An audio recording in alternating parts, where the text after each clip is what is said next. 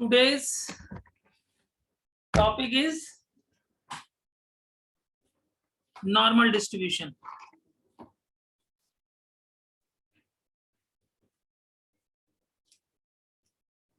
इससे पहले हम दो डिस्ट्रीब्यूशन पे बात कर चुके हैं, बाइनोमियल डिस्ट्रीब्यूशन और पॉइजन डिस्ट्रीब्यूशन। यही तीन डिस्ट्रीब्यूशन हमारे सिलेबस में है जिनको हमने स्टडी करना है। मैं उनके नोट्स भी भेज दूंगा, शायद उनके नोट्स नहीं भेजे हैं। तो today's our topic is normal distribution. Normal distribution तो हम जो डिस्ट्रीब्यूशंस यूज कर चुके हैं, पढ़ चुके हैं, वो थे बाइनोमियल डिस्ट्रीब्यूशन और पॉइजन डिस्ट्रीब्यूशन। वो हमारे डिस्क्रीट प्रोबेबिलिटी डिस्ट्रीब्यूशन थे। और आज जिस पर हम बात करने जा रहे हैं वो हमारा कंटिन्यूअस प्रोबेबिलिटी डिस्ट्रीब्यूशन है। यहाँ पर कंटिन्यूअस केस होता है तब हम नॉर्मल डिस्ट्रीब्यूशन यूज करते हैं, और डिस्क्रीट केस में हम बाइनोमियल और पॉइजन डिस्ट्रीब्यूशन केस यूज करते हैं।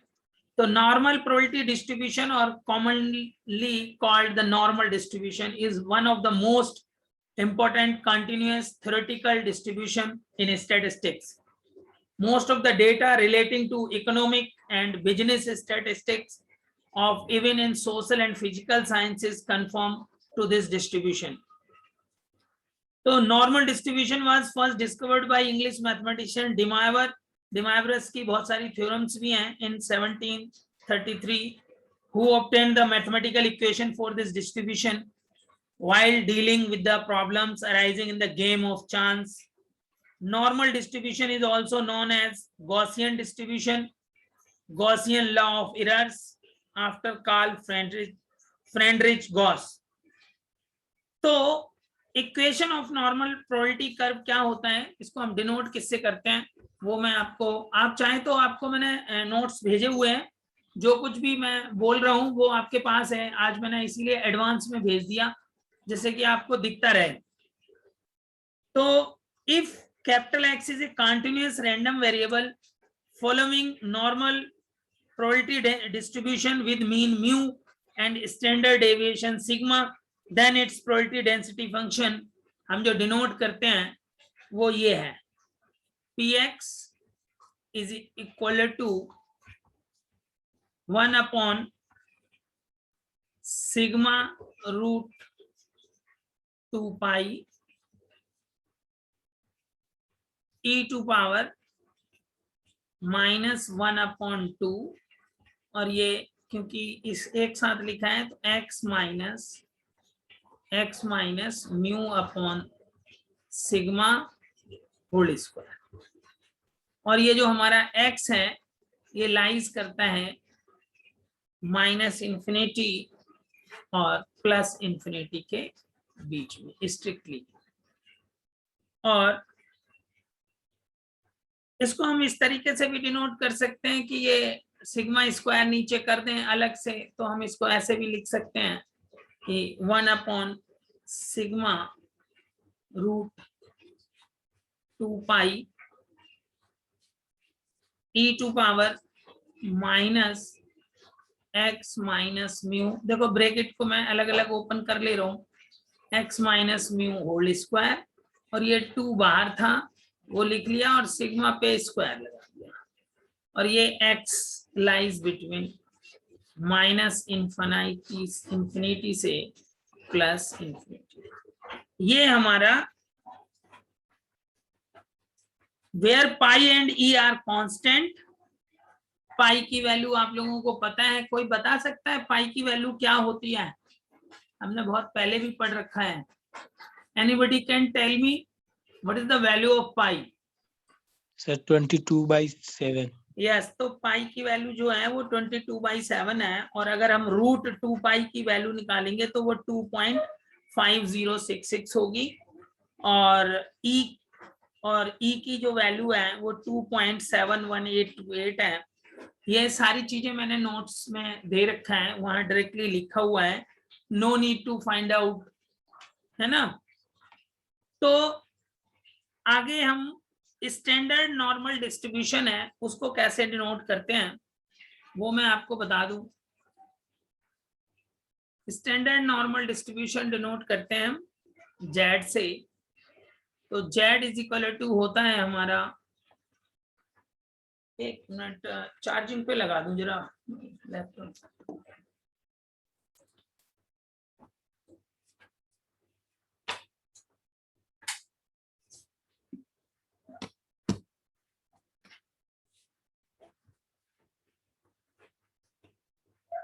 स्टैंडर्ड नॉर्मल डिस्ट्रीब्यूशन जो है वो हम डिनोट करते हैं z is equal to x minus expectation of x और अपॉन में सिग्मा x या खाली सिग्मा भी लिख सकते हैं। तो यहाँ सिग्मा x लिख लिया। तो ये x expectation of x mean को बोलते हैं। तो ये म्यू दिया हुआ है हमारा और स्टैंडर्ड डेविएशन सिग्मा। तो ये स्टैंडर्ड नॉर्मल डिस्ट्रीब्यूशन है, standard normal distribution, standard normal distribution. अगर मैं इसी का एक्सपेक्टेशन ऑफ z निकालूंगा, E Z expectation of z मतलब इसी का मीन निकालूंगा तो ये 0 होता है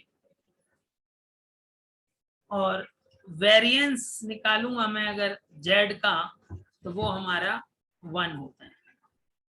कैसे होता है वो एक्सप्लेन किया हुआ है और आपको ज्यादा जानने की जरूरत भी नहीं है। You are not from the statistics background or a mathematics background, so there is no need to find out the solution for this.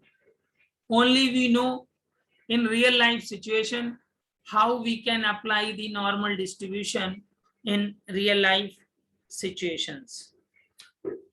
So ये हमारा नॉर्मल डिस्ट्रीब्यूशन है और इसमें स्टैंडर्ड नॉर्मल डिस्ट्रीब्यूशन को इस तरीके से हम डिनोट करते हैं।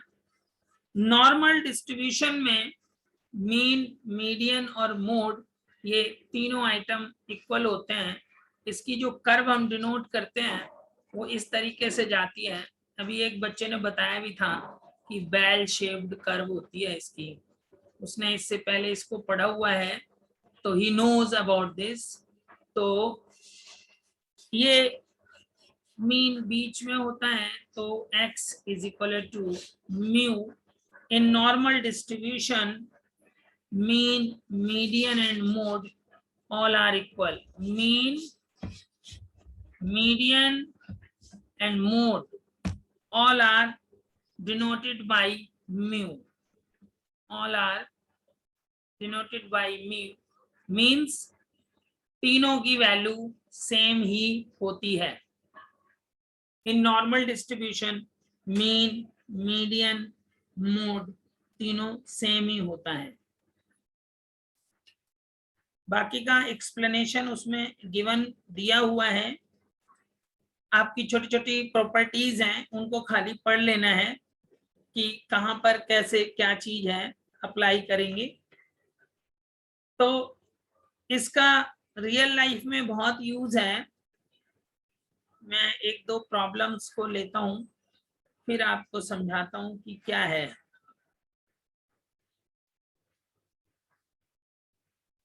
ज्यादा डिटेल में जाने की जरूरत नहीं है क्योंकि आप बीबीए के स्टूडेंट हैं।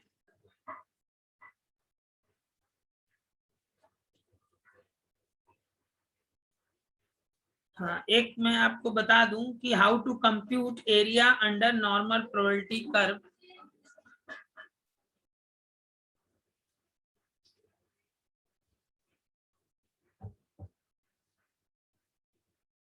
अब ये पिक्चर दी हुई है और हमने इसमें एरिया को निकालना है कि कैसे कंप्यूट करेंगे। मान लो यहाँ से लेके यहाँ तक का एरिया निकालना है और ये x is equal to a है और ये x is equal to b है। हमारी जो वैल्यू है, प्रोबेबिलिटी जो है इसके बीच में है कि x जो है वो हमारा a और b के बीच में लाइज करता है। Means this area is shaded area. हमें area under normal probability curve निकालना है, तो कैसे निकालेंगे? This portion is shaded till here. तो ये upper limit b is defined and lower limit a is defined. This portion is our shaded portion. ये मैं shaded करके दिखा रहा हूं कि ये वाला एरिया shaded है, ऐसे ऐसे करके अंदर ही अंदर ये सारा shaded है। तो इसको हम लिखते हैं integration a to b px dx। किसी बच्चे ने 12th में मैथ्स पढ़ा है तो उसको ये इंटीग्रेशन का वर्ड पता होगा कि ये इंटीग्रेशन कैसे लिखते हैं, a to b px dx, और कैसे निकाला जाता है। अभी क्वेश्चन में जरूरत होगी तो आई विल एक्सप्लेन यू कि ये, तो इस तरीके से हम इसका एरिया निकाल सकते हैं। आगे बात करते हैं हम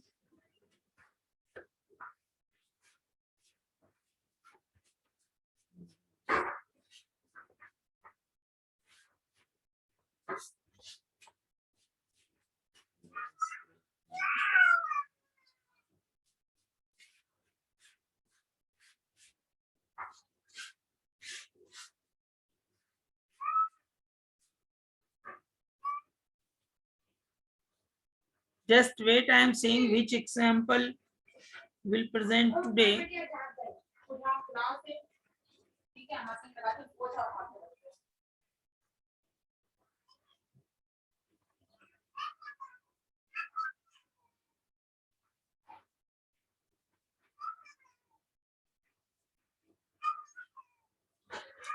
चलो एग्जाम्पल नंबर 14.35, आपको जो नोट्स दे रखे हैं उसमें ओपन करो एग्जाम्पल 14.35। पहले ही एग्जाम्पल है,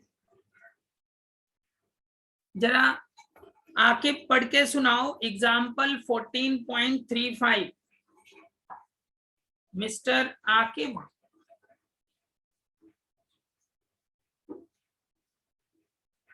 सर आगे आगे आजिब, हाँ आजिब।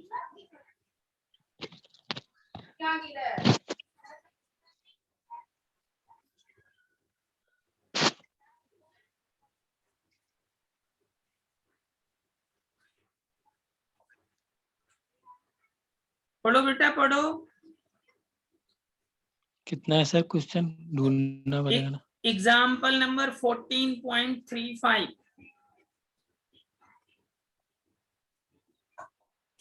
14.35। हाँ जी हाँ जी हाँ जी। हर कोई बच्चा उस क्वेश्चन को ओपन कर ले।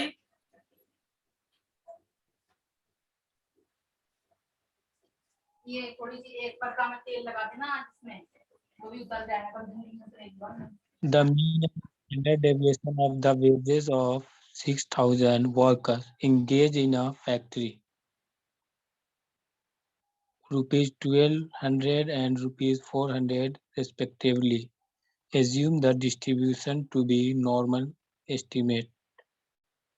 Number 1 है percentage of worker getting wages above rupees 1,600. Second is number of workers getting wages between 600 and 900. And third is number of workers getting wages between 1,100 and 1,500.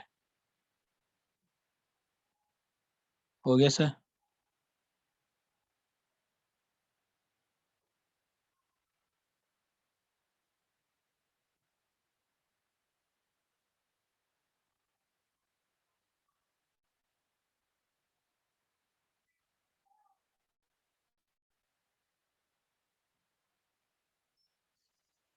Sir आपका माइक ऑफ है क्या?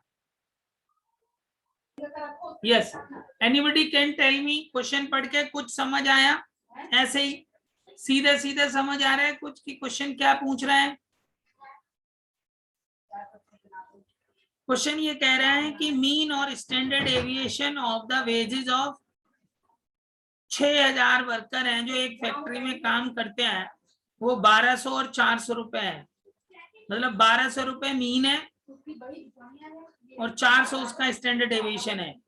assuming the distribution to be normal, estimate, assume कर लो कि distribution जो है वो normal है, percentage of workers getting wages above 1600 से ज्यादा रुपए मिलता हो, पता करो, number of workers getting wages between 600 से 900 रुपए पाते हो, और number of workers getting wages between 1100 से एंड 1500, लेकिन मीन हमारा 1200 दिया हुआ है। तो द रिलीवेंट, अब ये देखो इन्होंने अंडर नॉर्मल कर्व से Z0 से लेके Z तक का ये टेबल भी दे रखी है कि the relevant extract of the area table under the normal curve from Z0 to Z is equal to Z is given below, कि अगर Z 0.25 है, 0.5 है, 0.6 है, 0.75 है, 1 है, 1.25 है, 1.50 है, तो उनकी ये एरिया निकाल के पहले ही दे दिया है कि ज्यादा दिमाग लगाने की जरूरत नहीं पड़ेगी। अब हम क्या करेंगे, कैसे निकालेंगे? सर तो एक्स क्या 6000 हो जाएगा? क्या चीज? एक्स अगर एक्स हम कितना लेंगे? 6000। कैपिटल एक्स नहीं, म्यू है 1200 हमारा, मीन दिया हुआ है तो 1200 है, और सिग्मा हमारा 400 है, म्यू एंड सिग्मा। क्वेश्चन देखो आपके सामने सॉल्यूशन लिखा हुआ है, मैं आपको समझा रहा हूं। तो जो एक्स लेंगे ना हम, वो वेजेस को डिनोट करेगा of the workers in the factory, capital x. तो वो हर प्रॉब्लम में निकालना है। पहले वाले में हम परसेंटेज ऑफ वर्कर्स लेंगे जो कि सैलरी 1600 से ज्यादा लेता हो, दूसरे में 600 या और 900 हो, तीसरे में 1100 एंड 1500 हो, मीन सैलरी उन्होंने बता दी कि 1200 होगी, एवरेज। तो हम नॉर्मल डिस्ट्रीब्यूशन को डिनोट करने का तरीका कैसे है कि x जो है, अगर हम नॉर्मल डिस्ट्रीब्यूशन को लिखते हैं तो x इज इक्वल टू, इस तरीके से डिनोट करते हैं, x is a normal distribution with mean mu, and ये वेरिएंस बोलते हैं सिग्मा स्क्वायर को, सिग्मा को स्टैंडर्ड डेविएशन बोलते हैं और सिग्मा स्क्वायर को वेरिएंस। तो इस तरीके से डिनोट किया जाता है। और क्वेश्चन में हमारे जो म्यू है वो 1200 गिवन है, और जो सिग्मा है वो हमारा 400 गिवन है। ये सब रुपीस में है, डॉलर में नहीं है ना, इंडियन बेस्ड क्वेश्चन है।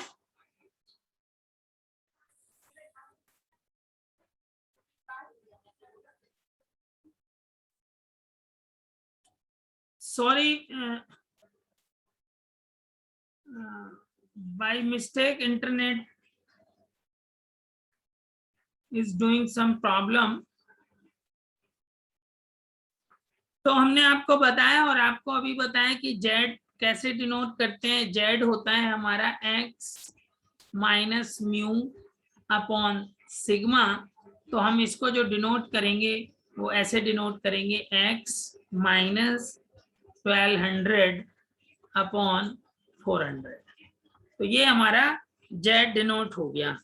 अब हमने एक टेबल बनानी है कि x क्या क्या है और z क्या क्या आएगा।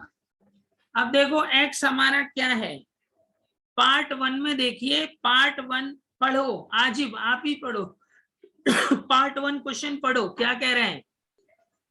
वेट से एक मिनट।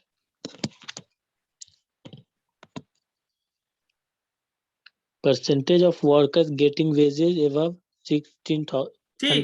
1600 है ना, तो पार्ट 1 के लिए x जो है वो 1600 लेंगे। तो हम x की वैल्यू आपके सामने सोल्यूशन दिया गया है, वो हमने x 1600 लिया। तो हमारा z निकाल के दिखाओ, z कैसे निकलेगा, x minus mu upon sigma. तो ये जो फार्मूला है, हाँ, तो इसमें x की जगह 1600 रखो और जरा वैल्यू निकाल के बताओ क्या आएगी, वो हम यहाँ लिखेंगे।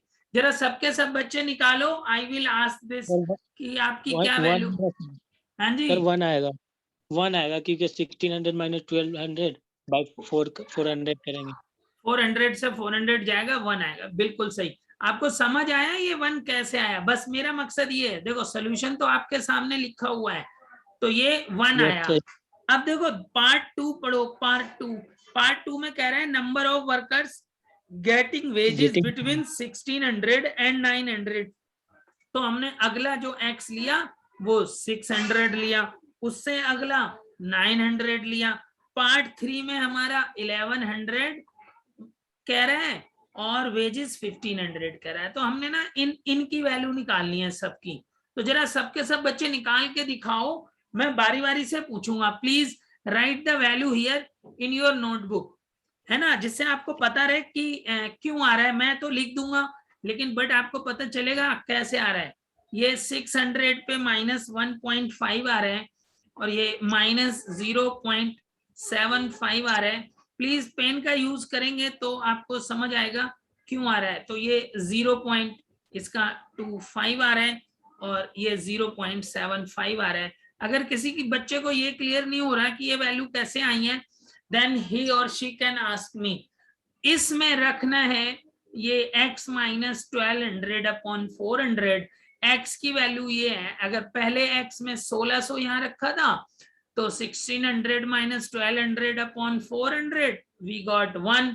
Similarly you put here x की जगह पे 600 में से 1200 गया माइनस 600 अपॉन 400, तो उससे 1.5 आएगा माइनस में। ऐसे ही put here 900 minus 1200 divided by 400 you will get minus 0.75। Similarly 1100 minus 1200 upon 400 तो you will get minus 0.25। Then 1500 minus 1200 upon 400 divided by 400 तो यू विल गेट 0.75। तो ये हमारी x और x की वैल्यू गिवन थी और z की वैल्यू हमने निकाल ली। तो स्टैंडर्ड नॉर्मल डिस्ट्रीब्यूशन हमने निकाल लिया कि हमारा z क्या आ रहा है।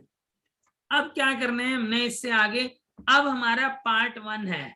पार्ट 1 ये कह रहा है कि 1600 से उसका ज्यादा वेज होना चाहिए। प्रोबेबिलिटी क्या निकालनी है कि उसका जो वेज है ना x वो ग्रेटर देन होना चाहिए किससे, 1600 से। तो हमें ये पार्ट 1 में निकालना है। तो कैसे निकलेंगे, तो इसको हम लिखेंगे। तो यहाँ पर हमारा जो प्रोबेबिलिटी ऑफ z है वो ग्रेटर देन 1 आएगा। आप देखो वहां पर हमारा 1 आ गया था z, तो हमारा z इज ग्रेटर देन 1 होगा। अब इसको हम आगे लिखेंगे, पिक्चराइज करके मैं दिखा देता हूं आपको इसकी पिक्चर कैसे बनेगी। ये देखिए इस तरीके से ये पिक्चर है। आप ये 40 मिनट में क्लास एंड हो जाएगी, you have to join again. तो इस तरीके से सेम आईडी पासकोड पे यूं गया। तो ये बीच में तो जो z है उसकी टेबल में 0 होता है और फिर z इज इक्वल टू 1 यहाँ कहीं होगा, तो हमने लिख दिया z इज इक्वल टू 1। तो ये 1 से ऊपर के बारे में बात कर रहे हैं क्योंकि उसने 1600। तो ये हमारा शेडेड एरिया आएगा। आप सॉल्यूशन में देख सकते हैं, आपके सामने ये पिक्चर ड्रॉ हो रखी है। तो ये यहाँ पे ऐसे हम लाइन खींच देते हैं कि आधा पार्ट इधर आधा पार्ट। तो probability of z is greater than 1 है, तो इसको डिनोट करने का तरीका होता है कि 0.5। तो देखो ये 50% पोर्शन है ना, ये देखो z0 यहाँ है तो आधा पोर्शन इधर जा रहा है आधा पोर्शन इधर जा रहा है। ये देखिए z इज इक्वल टू 0 पे we draw this line, it means half of the portion is going to the left side and half of the portion is going to the right side. तो हमने इसलिए 0.5 minus करा। अब probability z की value क्या कर रही है, 1 से लेस है या इक्वल है और 0 के इक्वल या यूं है। तो ये हमारा ये वाला पोर्शन आ गया, ये वाली चीज आ गई 0.5 माइनस, इसमें वैल्यू रख देनी है 0.5 माइनस 0.3413। ये नॉर्मल टेबल से देख के वैल्यू रखते हैं हम। ये 3413 जो वैल्यू रखी है, ये मैं एक टेबल आपको भेज रहा हूं, उसमें से हम z की वैल्यू हेलो। सर ये जेड की जो वैल्यू है हाँ हमें जी, क्वेश्चन में दिया होगा, गिवन होगा। जेड की अभी हमने निकाली ना वैल्यू, 1600 रखी तो 1 आया। नहीं सर वो नहीं बोल रहा मैं, अरे ये जो जैसे ये 343, 0.3। हाँ हाँ, मैं अभी एक टेबल भेज रहा हूँ आपको, उससे आपको आइडिया लग जाएगा। I am just sending that table. ऐसी टेबल एग्जाम में आपको प्रोवाइड की जाएगी, ठीक है। तो I am sending, just wait करो 1 मिनट, अभी मैं भेज देता हूँ, जिससे आप लोगों को क्लियर हो जाए कि हाँ भाई क्या भेजा। वो नोट्स तो मिल गए ना आपको। अभी रुको, ये अभी मैं भेज रहा हूँ, गिव मी 1 मिनट। ये टेबल भेज रहा हूँ मैं, वेट फॉर 1 मिनट। ऐसी टेबल आपको एग्जाम में प्रोवाइड की जाएगी।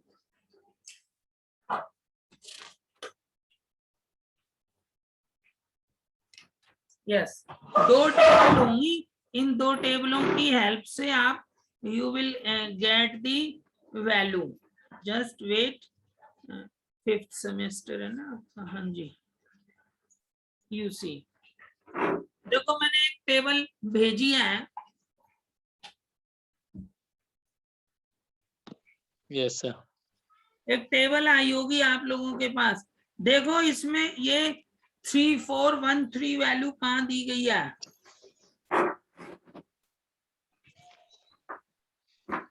किसी में से वैल्यू देख के लिखनी होती है।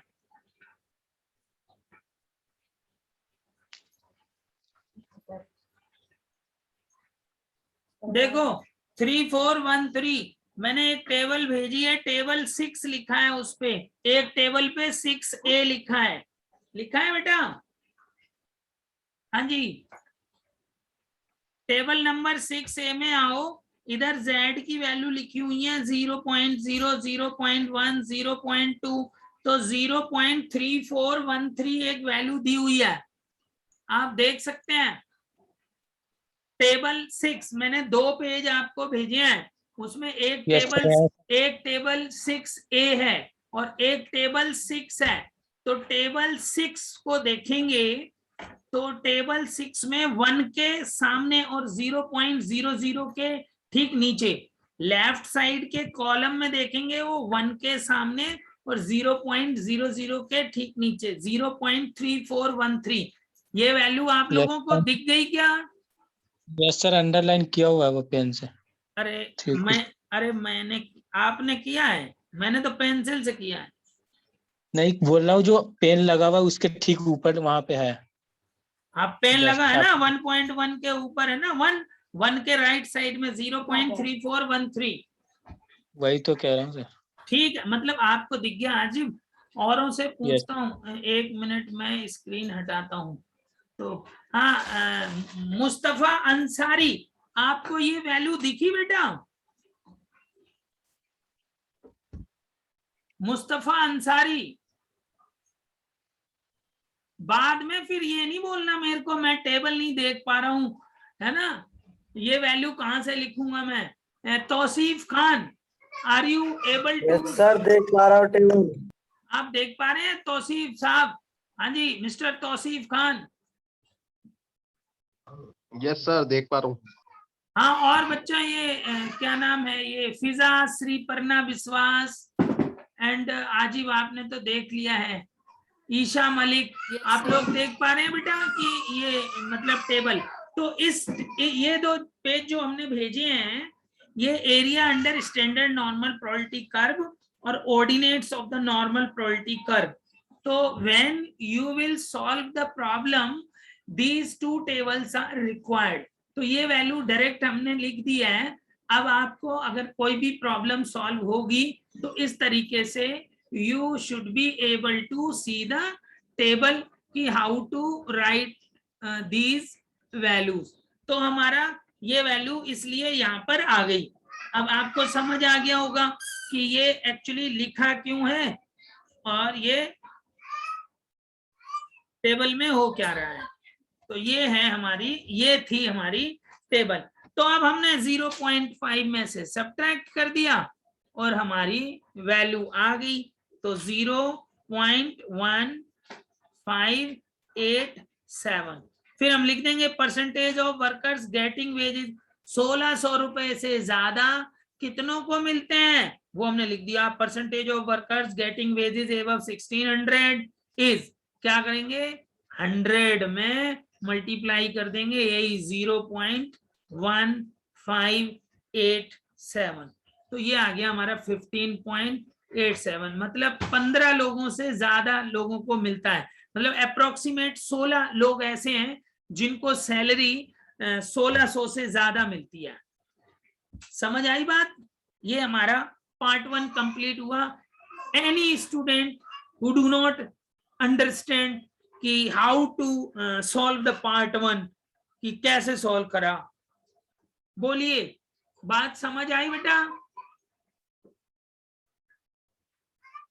हाँ जी, this point is clear for all the students? Sir यहाँ पे जो आंसर आया था 0.1587, इसको मल्टीप्लाई 100 से क्यों किया सर? अब ये 100 से करते हैं, ये तरीका है निकालने का कि percentage of workers getting wages above, तो ये 100 से मल्टीप्लाई किया जाएगा, ठीक है। ओके। अब पार्ट 2 पे बात करते हैं। पार्ट 2 में देखो क्या कह रहे हैं कि पार्ट 2 पढ़ के बताओ भाई, मुस्तफा अंसारी जरा पार्ट 2 पढ़ के बताओ, क्या है पार्ट 2?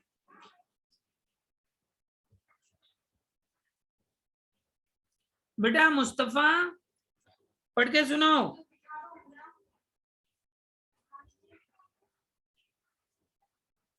ढूंढ रहा हूँ सर, एक मिनट। अरे आप क्वेश्चन ढूंढना पड़ रहे हैं, आप उस क्वेश्चन पे ही नहीं है।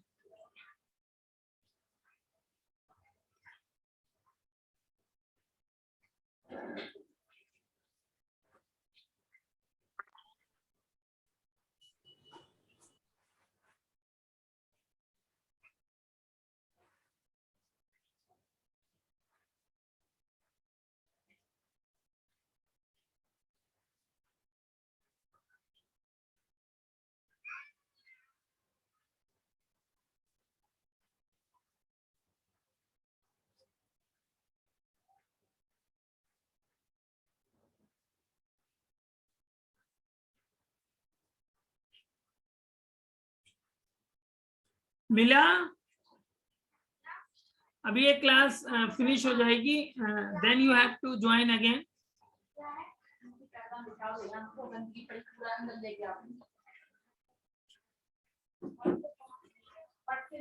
भाई तौसीफ, आपने देख रखा है ये क्वेश्चन, क्या पढ़ सकते हैं पार्ट 2? पार्ट 2